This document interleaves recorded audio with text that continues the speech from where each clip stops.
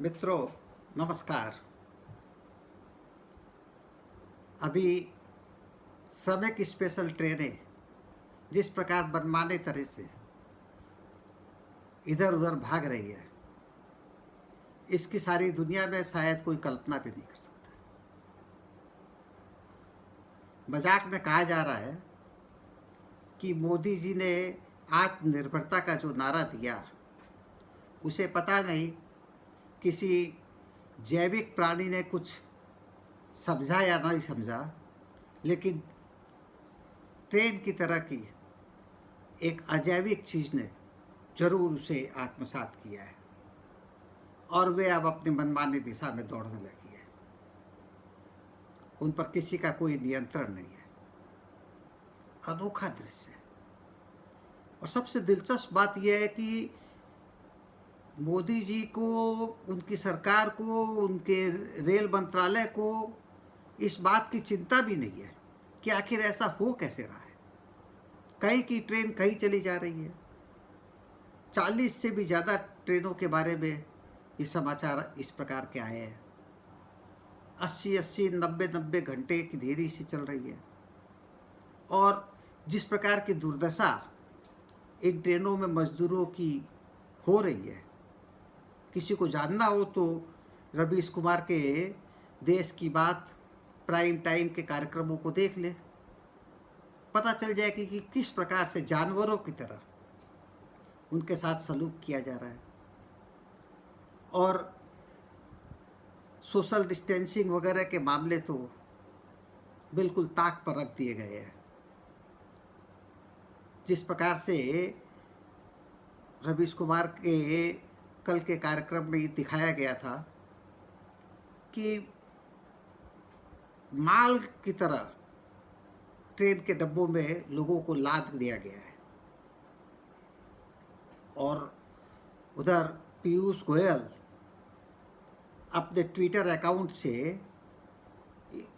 ट्रेनों में किस प्रकार से, इन श्रमिक स्पेशल ट्रेनों में सोशल डिस्टेंसिंग के नियमों का सख्ती से पालन किया जाता है, इसके रोज चित्र जारी कर रहे हैं। वो दिलचस्प है। गौर करने लायक कि ऐसे समय में वो पीयूष गोयल एक ऐसा व्यक्ति है जिस पर कल्पना नहीं की जा सकती कि वह अपने ट्विटर अकाउंट से आधुनिक संगीत, नए नए प्रकार के संगीत के लिंक को शेयर कर रहा है, जैसे गुनगुना रहा है। नीरो की एक नई प्रजाति जैसे सामने आ गई है। पूरी की पूरी सरकार लगता है उसी मूड में है। पता नहीं कौन सी मस्ती इन पर छाई है और ये ऐसा क्यों हो रहा है, क्यों किया जा रहा है, कुछ समझ में नहीं आता। आज के अखबारों में ममता बनर्जी के एक बयान से इसका एक उत्तर किंचित अर्थ में मिलता है, जब वे कह रही है कि ऐसा आप ये ट्रेनों को श्रमिक स्पेशल ट्रेनों को मनमाने तरीके से भेज करके राजनीति की जा रही है। जो ट्रेन दक्षिण बंगाल के एक सबसे बड़े स्टेशन हावड़ा में आने वाली थी, उन ट्रेनों को भेज दिया गया उत्तर बंगाल के न्यू जलपाईगुड़ी में। एक कोने के बजाय बंगाल के एक कोने के बजाय बंगाल के दूसरे कोने में, और उसमें भी वही जानवरों की तरह मजदूरों को लाद करके सोशल डिस्टेंसिंग के तमाम नियमों की बिना परवाह किए। तो ममता बनर्जी कह रही थी कि क्यों हमें परेशान किया जा रहा है। क्वारंटाइन की व्यवस्था एक जगह है और संक्रमित लोगों को एक जगह भेज दिया जा रहा है संगठित रूप में। इस तरह से सब जगह फैला करके संक्रमण को फैलाने की जो एक सुचिंतित कोशिश दिखाई दे रही है, ये शुद्ध राजनीति है। और उन्होंने यही कहा है कि क्यों हमें इस प्रकार से, हमारे से राजनीतिक बदला इस प्रकार से लिया जा रहा है कि पूरे बंगाल की जनता के जीवन के साथ खेला जा रहा है। पता नहीं कुछ ऐसा ही मकसद बिहार के मामले में भी हो सकता है। बिहार में भी 30-40 घंटा देरी से और मनमाने तरीके से रेलें पहुंच रही है, ये श्रमिक ट्रेन, स्पेशल ट्रेनें, और इनमें इसी तरह से लोग लदे हुए। बिहार में चूंकि इसी साल चुनाव है, तो मुमकिन है कि बिहार में कोरोना को लेकर ऐसी विकट स्थिति पैदा करने की कोई इनकी साजिश हो कि जिससे नीतीश कुमार को दबाव में लिया जा सके और आने वाले चुनाव के वक्त उससे बेहतरीन कोई अपने पक्ष में सौदेबाजी कर सके। कहते मतलब कि क्योंकि ये एक ऐसी सरकार है हमारे देश में जिसके किसी भी इरादे पर आप फेस वैल्यू में कुछ भी नहीं समझ सकते। ये क्या चाहते हैं, क्या कर रहे हैं, इनके बीच में बहुत बड़े गैप्स रहते हैं। इसीलिए यह अकल्पनीय है रेलों का इस प्रकार भागना, इस प्रकार चौतरफा। आज परिस्थिति क्या हो गई है, तेजी के साथ, वैसे सिर्फ रेलों के जरिए ही नहीं, जब मजदूर अपने घरों पर तमाम रास्तों से निकल पड़े थे, सैकड़ों मील की दूरी तय करके वे अपने घर पहुंच रहे थे, तब भी वे अपने साथ संक्रमण को ले जा ही रहे थे। और आज स्थिति ये हो रही है कि 14 दिन पहले जो 75,000 संक्रमित केस थे, वे 14 दिन में 1.5 लाख पर पहुंच गए। और यदि इसी प्रकार, इसी गति से यह सब चलता रहा तो सामान्य गणित के अनुसार ही यह 1.5 लाख की संख्या दिसंबर के अंत तक जाते जाते 50 करोड़ को पार कर जाएगी। हमारी इस बात पर कोई हंस सकता है कि इतना साधारण गणित शायद हर मामले में लागू नहीं होता है, और ये संभव भी है क्योंकि दुनिया के दूसरे देशों में देखा जा रहा है कि एक पीक के बाद क्रमशः ढलान का रास्ता भी दिखाई देता है, लेकिन पीक ऐसे ही नहीं आ जाता है। कर्व फ्लैटन ऐसे ही नहीं हो जाता है, उसके लिए सरकारों को प्रयत्न करने पड़ते हैं। स्वास्थ्य क्षेत्र में, तमाम चिकित्सा सुविधाओं के मामले में, यह विषाणुओं के भरोसे, कोरोना के वायरस के भरोसे इसे नहीं छोड़ा जा सकता है कि वो अपने आप बढ़ जाए, अपने आप अपनी शक्ति को खो देगा। ऐसा है नहीं, होगा नहीं। और इसके लिए प्रयत्न जो करने चाहिए, जिस प्रकार से आपकी चिकित्सा सुविधा में सुधार के, वो उस प्रकार की कोई कोशिशें नहीं दिखाई दे रही है।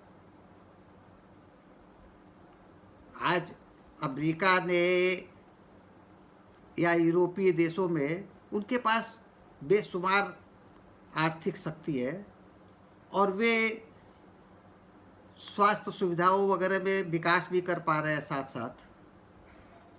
और ख़ास तौर पर जो पीड़ित लोगों को, जो इस बीमारी के कारण से बेरोजगार हो गए, उनको भी मदद पहुंचा पा रहे हैं। अमेरिका में जिस बेरोजगारों को जो मदद दी जा रही है, उसे कहा जाता है कि वहाँ के आम लोगों की औसत आय से वो कहीं ज़्यादा है। तो यह स्थिति अमेरिका और यूरोप के देशों में समझ में आती है।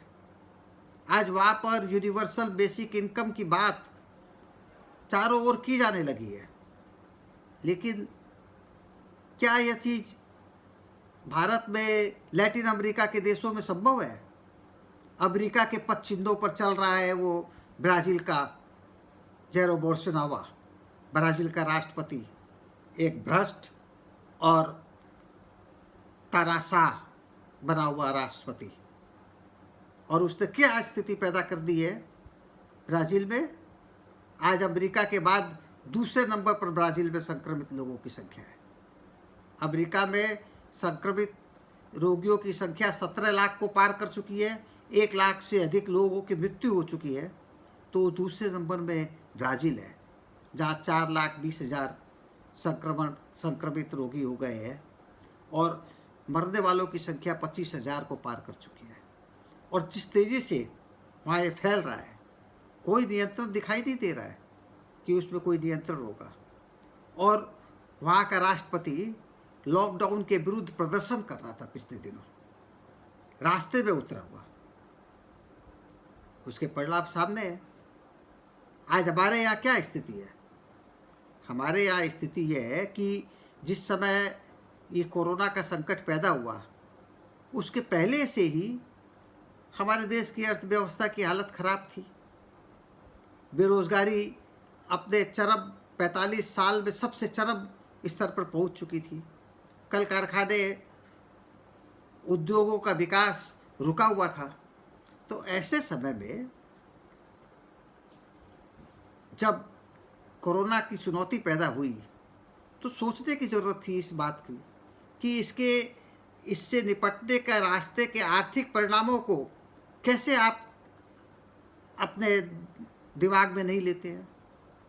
हमारे कहने का मतलब यह है कि यह जो परिस्थिति है, इससे जाहिर होता है जिस प्रकार से लॉकडाउन को अपनाया गया, जिस तरीके से घोषित किया गया 4 घंटे की नोटिस पर, उससे पता चलता है कि सरकार के पास देश काल का कोई बोध ही नहीं है। काल की चुनौती, एक सामान्य जो चुनौती है कोरोना की चुनौती, और देश का अर्थ था कि वह हमारे चुनौती हमारे सामने किस प्रकार मूर्त रूप में आती है, हम उसे देख पा रहे हैं या नहीं, और उसके अनुसार अपने देश की ठोस परिस्थितियों को देखते हुए हम निर्णय लेते हैं। जब पहले से ही आर्थिक स्थिति इतनी बिगड़ी हुई थी, तो उस समय में लॉकडाउन करते वक्त आपके दिमाग में वो सारी चीज़ें होनी चाहिए थी। आपके पास प्रवासी मजदूरों की और पहले से बंद हो रहे उद्योगों के संकट की पूरी जानकारी होनी चाहिए थी, और उसे ध्यान में रखते हुए आपको कोई कदम उठाना चाहिए था। हालांकि अब सरकार की ओर से अभी भी जो संवाददाता सम्मेलन वगैरह किए जा रहे हैं, उनमें रोज लॉकडाउन के गुणगान कर रहे हैं। लॉकडाउन अगर नहीं होता तो अभी तक लाखों लोग मर गए होते, क्या नहीं हो जाता, क्या नहीं होता। लॉकडाउन से कोई इनकार नहीं करता, लॉकडाउन एक तरीका है, लेकिन लॉकडाउन के दूसरे जो फॉलआउट्स हैं उसे भी मद्देनज़र रखते हुए काम करने की ज़रूरत थी, लेकिन वो बोध ही नहीं था। जिस समय कोरोना की चुनौती पैदा हुई, उसके ठीक पहले की अगर आप पूरी पृष्ठभूमि को देखें तो समझ में आता है कि क्यों मोदी ने 4 घंटे की नोटिस में लॉकडाउन की घोषणा की। जब मोदी का यह दूसरा टर्म 2019 के चुनाव के बाद शुरू होता है, तभी जैसे कि उन पर एक भूत सा सवार हो गया था अपनी सत्ता के प्रदर्शन का। वो जो चीज़ें कहते हैं कि संघी विक्षिप्तता, वो जैसे पूरी तरीके से नग्न रूप में सामने आने लगी थी। सबसे पहले मुस्लिम महिलाओं के 3 तलाक के प्रसंग पर इन्होंने फैसला किया। उसके बाद कश्मीर में धारा 370, और उसके बाद उसके साथ ही इन्होंने नागरिकता के विषय पर कार्रवाइयाँ शुरू कर दी, जिसमें कहा गया कि बाहर से आने वाले भारतीयों को, अन्य सभी भारतीयों को यहाँ नागरिकता दी जाएगी सिवाय मुसलमानों के। ये सारे कदम मुसलमानों को केंद्र में रखकर किए गए। और जब नागरिकता कानून के विरुद्ध पूरे देश में मुस्लिम, गैर मुस्लिम तमाम लोगों ने आंदोलन शुरू किए, तो उसी समय में इन्होंने दिल्ली का वो दंगा,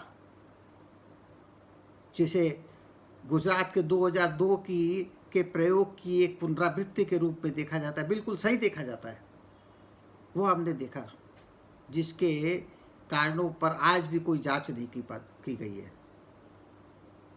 तो यह जो समय, और उसी के बीच में जो आरएसएस के एजेंडा का जो एक और मुद्दा, राम जन्मभूमि का, उसे सुप्रीम कोर्ट ने पूरा कर दिया।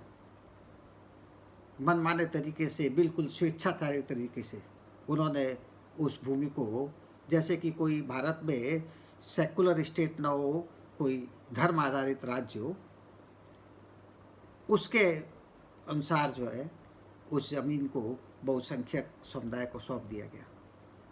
तो ये जो परिस्थिति थी जिसमें मोदी पर एक भूत सवार था अपनी सत्ता के प्रदर्शन का, उसी समय कोरोना की चुनौती पैदा हुई। और जाहिर है कि उस चुनौती में विवेक तो इनका पहले से ही अपने धुरी से हट चुका था, और इन्होंने चुनौती के सारे प्रसंगों को देखते हुए जो समझ में आया कि अपनी शक्ति का कैसे प्रदर्शन किया जाए, तो 4 घंटे की नोटिस में लॉकडाउन की घोषणा कर दी, और परिस्थितियाँ इतनी जटिल कर दी कि करोड़ों लोग अपनी विभिन्न जगहों पर फंस के रह गए। अगर सुनियोजित ढंग से यह काम किया जाता तो बहुत बड़ी आज जो मुसीबत जो पैदा हुई है उससे बिल्कुल आसानी से निपटा जा सकता था, लेकिन इन्हें इस बात का बोध ही नहीं था। तो यह जो स्थिति है, यह पता चलता है कि किस प्रकार के ताकतों ने आज हमारे देश को अपने कब्जे में कर रखा है, और ये कहाँ ले जाएंगे। अगर अमेरिका के रास्ते पर ये चले, यदि ये ब्राज़ील के बुर्जरानों के रास्ते पर चले, तो आगे हम समझ पा रहे हैं कि जिस बात की हम आशंका कर रहे थे कि दिसंबर के अंत तक यह संख्या, संक्रमित लोगों की संख्या 50 करोड़ को पार कर जाएगी, तो वो कोई बिल्कुल आधारहीन बात नहीं है, वो बिल्कुल संभव हो सकता है। भारत में पहले भी स्पेनिश इन्फ्लुएंजा और के काल में दुनिया के दूसरे जगहों पर पैदा हुआ, लेकिन यहाँ पर सबसे ज़्यादा लोग मरे थे, और उसकी वजह भारत की अपनी कुछ समस्याएं हैं, अपनी जटिलताएं हैं। हमारे देश की आबादी का स्वरूप सब कुछ है, हमारे सामने गरीबी की सबसे बड़ी चुनौती, और उसमें आज इस प्रकार से आप मनमाने तरीके से काम करना, राहत पैकेज के नाम पर जो मजाक हुआ, इस पर हम पहले भी काफ़ी चर्चा कर चुके हैं। तो ये जो इनका आत्मनिर्भरता का नारा और इसके बाद सारी चीज़ों से हट जाना, कोई सब सरकार ने जैसे सब कुछ नियंत्रण खो दिया है और उसी में मस्त हो जाना, यह जो और उसी में अपने राजनीतिक उद्देश्यों को साधने के रास्तों को निकालने की कोशिश करना बहुत शर्मनाक है। और पता नहीं ये कहाँ ले जा के पटकेंगे, लेकिन अभी से हमारे देश के कोने कोने से कोरोना के इलाज के बारे में जो कहानियाँ आने लगी है, वो इलाज नहीं, जैसे कि किसी गैस चैम्बर में लोगों को डाल देने की कोशिश हो रही है।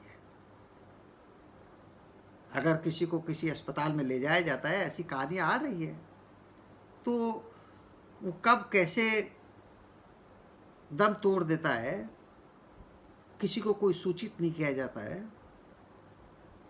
और ये सब महाराष्ट्र से लेकर के बंगाल तक और सब तरफ इस प्रकार की कहानियाँ सुनने को मिल रही है। तो ये जो परिस्थिति है, इस बीमारी की गंभीरता को शुरू में ही न समझना, ताली थाली बजा करके इसके दूर करने की कल्पना करना, सब मूर्खतापूर्ण बातें, और उसके बाद यह जो आचरण, यह जो नीरो वाला आचरण, बंसी बजाते रहना जब रोम जल रहा था, तो यह जलते हुए रोम में बंसी बजाने वालों की सरकार, आज उसका एक प्रतीक है ये पीयूष गोयल नामक तत्व।